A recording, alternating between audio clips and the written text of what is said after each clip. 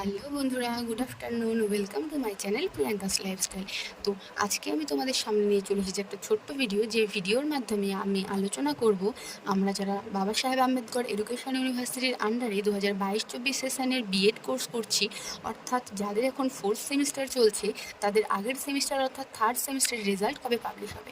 তো এই ব্যাপারে আমি আগেই বলে রাখি, আমরা যদি আগের সেমিস্টার অর্থাৎ ফার্স্ট এবং সেকেন্ড সেমিস্টারগুলো লক্ষ্য করি, তাহলে আমরা বুঝতে পারবো যে রেজাল্ট পাবলিশ হতে মিনিমাম 90 ডেজ অর্থাৎ 3 মাস সময় লেগে গেছে। সুতরাং এই আইডিয়া করে বলা যেতে পারে যে এই বছর এই সেমিস্টারেও আমাদের রেজাল্ট পাবলিশ হতে মোটামুটি জুলাই মাসের ফার্স্ট উইক হয়ে যাবে।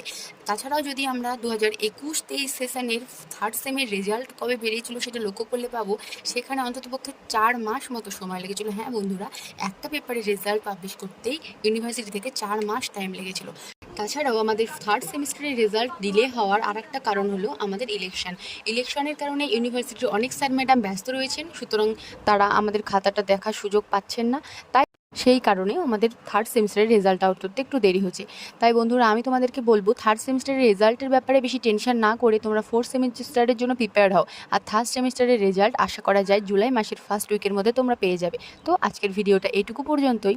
ভিডিওটা যদি একটু ইনফরমেটিভ বলে মনে হয়ে থাকে, তাহলে ভিডিওটি লাইক, কমেন্ট আর বন্ধুদের মধ্যে শেয়ার করে দিও। আর আমার চ্যানেল প্রিয়াঙ্কাস লাইফস্টাইলকে সাবস্ক্রাইব করে দিও। Thank you.